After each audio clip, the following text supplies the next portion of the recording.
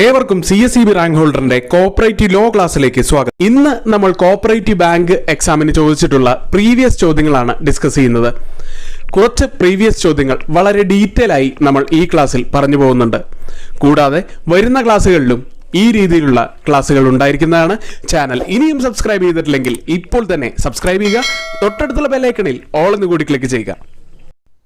ആദ്യത്തെ ചോദ്യം, section related to the bylaw amendment in a cooperative society.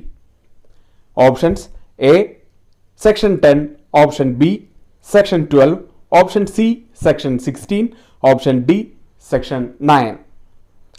Answer: section 12 ആണ്. section related to the bylaw amendment in a cooperative society section 12 ആണ്. ഇനി എന്താണ് bylaw ഭേദഗതി എന്ന് നോക്കാം. ഒരു സംഘം രജിസ്റ്റർ ചെയ്യുന്നതിനോടൊപ്പം അതിൻ്റെ ബൈലോയും രജിസ്റ്റർ ചെയ്യുന്നു. ഇപ്രകാരം രജിസ്റ്റർ ചെയ്ത ബൈലോയിൽ പിന്നീട് മാറ്റങ്ങൾ വരുത്താവുന്നതിനെയാണ് ബൈലോ ഭേദഗതി എന്ന് പറയുന്നത്. അപ്പോൾ എല്ലാവർക്കും ക്ലിയർ ആയി എന്ന് പ്രതീക്ഷിക്കുന്നു. ഒരു സംഘം രജിസ്റ്റർ ചെയ്യുന്നതിനോടൊപ്പം അതിൻ്റെ ബൈലോയും രജിസ്റ്റർ ചെയ്യുന്നു. ഇപ്രകാരം രജിസ്റ്റർ ചെയ്ത ബൈലോയിൽ പിന്നീട് മാറ്റങ്ങൾ വരുത്തുന്നതിനെയാണ് ബൈലോ ഭേദഗതി എന്ന് പറയുന്നത്. ഇനി ബൈലോ ഭേദഗതി വരുന്ന വകുപ്പും ചട്ടവും. ബൈലോ ഭേദഗതി വരുന്നത് വകുപ്പ് 12 ചട്ടം 9. ഇനി എന്തെല്ലാമാണ് ബൈലോ ഭേദഗതി എന്ന് നോക്കാം. നിലവിലുള്ള ബൈലോയിൽ എന്തെങ്കിലും ഭാഗം മാറ്റി മറ്റൊന്ന് ചേർക്കുന്നതോ, ഏതെങ്കിലും ഭാഗം ഒഴിവാക്കുന്നതോ, ഏതെങ്കിലും ഭാഗം പുതുതായി ചേർക്കുന്നതോ, ബൈലോ മുഴുവൻ ഒന്നാകെ മാറ്റി പുതിയ ബൈലോ ആക്കി സ്വീകരിക്കുന്നതോ ബൈലോ ഭേദഗതിയാണ്. അപ്പോൾ ഇതെല്ലാമാണ് ബൈലോ ഭേദഗതിയായി വരുന്നത്. പൊതുയോഗത്തിൽ ഹാജരായി വോട്ട് ചെയ്യുന്നവരിൽ 2/3 ഭൂരിപക്ഷത്തോടെ പൊതുയോഗ തീയതി മുതൽ 1 മാസത്തിനുള്ളിൽ ഭേദഗതി രജിസ്റ്റർ ചെയ്യാനുള്ള അപേക്ഷ രജിസ്ട്രാർക്ക് ലഭിക്കേണ്ടതാണ്.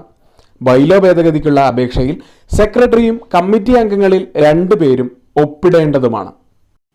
ബൈലോ ഭേദഗതിയെക്കുറിച്ച് എല്ലാവർക്കും ഡീറ്റെയിൽ ആയി മനസ്സിലായി എന്ന് പ്രതീക്ഷിക്കുന്നു. ഇനി നമുക്ക് രണ്ടാമത്തെ ചോദ്യത്തിലേക്ക് കിടക്കാം. Section 34 of Kerala Cooperative Societies Act deals with options: option A nomination, option B securing possession of records, option C annual general body, option D representative general body. Section 34 of Kerala Cooperative Societies Act deals with ഉത്തരം securing possession of records. ഒരു സംഘത്തിൻ്റെ bylaw പ്രകാരം പുതിയ ഒരു committee രൂപീകരിക്കുമ്പോഴോ, registrar ഭരണാധികാരി അല്ലെങ്കിൽ കമ്മിറ്റിയെ നിയമിക്കുമ്പോഴോ, സംഘം പിരിച്ചുവിടാൻ ഉത്തരവിട്ട് ലിക്വിഡേറ്ററെ നിയമിക്കുമ്പോഴോ, പഴയ കമ്മിറ്റി പ്രസിഡന്റ് അല്ലെങ്കിൽ സെക്രട്ടറി തുടങ്ങി സംഘം റെക്കോർഡുകളുടെയും സ്വത്തുക്കളുടെയും കൈവശക്കാർ അവ പുതിയ അധികാരികൾക്ക് കൈമാറാതിരുന്നാൽ 34 വകുപ്പ് അനുസരിച്ച് നിയമ നടപടി സ്വീകരിക്കാവുന്നതാണ്. സെക്ഷൻ 34 പറയുന്ന മറ്റൊരു പ്രധാനപ്പെട്ട കാര്യം ഇതാണ്: മജിസ്ട്രേറ്റിന് വാറന്റ് മൂലം പോലീസ് സബ് ഇൻസ്പെക്ടറിൽ കുറയാത്ത ഒരു ഉദ്യോഗസ്ഥനെ സംഘം റെക്കോർഡുകളും മുതലും സൂക്ഷിക്കുന്ന സ്ഥലങ്ങളിൽ പ്രവേശിച്ച് അവ പിടിച്ചടക്കുവാനും പുതിയ ഭരണാധികാരികളെ ഏർപ്പെടുത്തി കൊടുക്കുവാനും അധികാരപ്പെടുത്താവുന്നതാണ്. ഇത്രയുമാണ് സെക്ഷൻ 34 പറയുന്ന പ്രധാനപ്പെട്ട കാര്യങ്ങൾ. ഇനി അടുത്ത ചോദ്യത്തിലേക്ക് കിടക്കാം. Question number 3, cancellation of registration dash of a cooperative society. Cancellation of registration is dash of a cooperative society. Options: option A section 12, option B section 13, option C section 74, option D section 74A. Answer: section 74 ആണ്. cancellation of registration section 74 of a cooperative society ആണ് ഉത്തരം. ഇനി section 74 ഏറ്റവും പ്രധാനപ്പെട്ട കുറച്ച് ഭാഗങ്ങളിലൂടെ നമുക്കൊന്ന് കടന്നു പോകാം.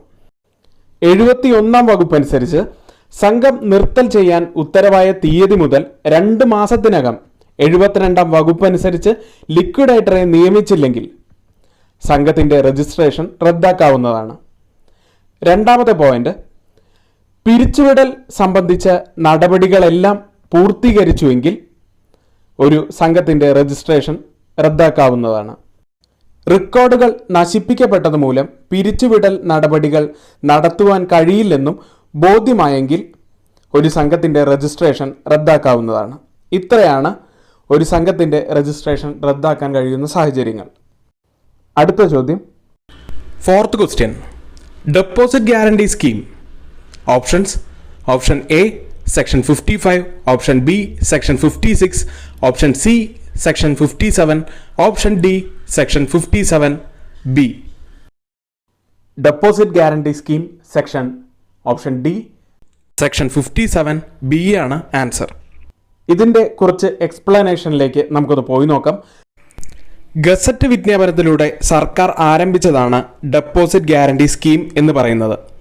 ഡെപ്പോസിറ്റ് ഗ്യാരണ്ടി സ്കീമിന് കീഴിലുള്ള എല്ലാ സൊസൈറ്റികളും സൊസൈറ്റി ആരംഭിച്ച് 6 മാസത്തിനകം പദ്ധതിയിൽ ചേരുകയും സംഭാവന നൽകുകയും ചെയ്യണം.